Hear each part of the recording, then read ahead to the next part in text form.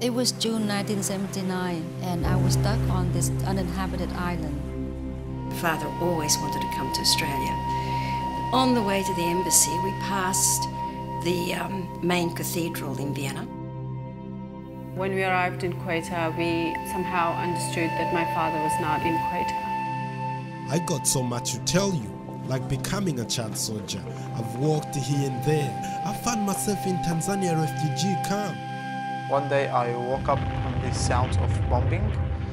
I asked my mom about my dad, if he's home or not. She said he went for an uprising, and she was so afraid.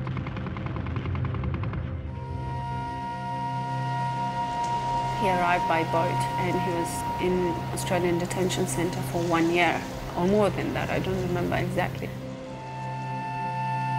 I feel different in the way I look, in the way I dress, what foods I eat, and my culture.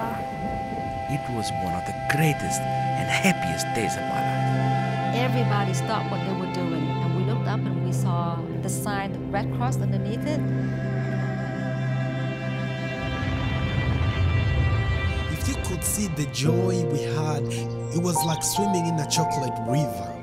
Now we laugh so hard at the stories of the past, for this land is a paradise.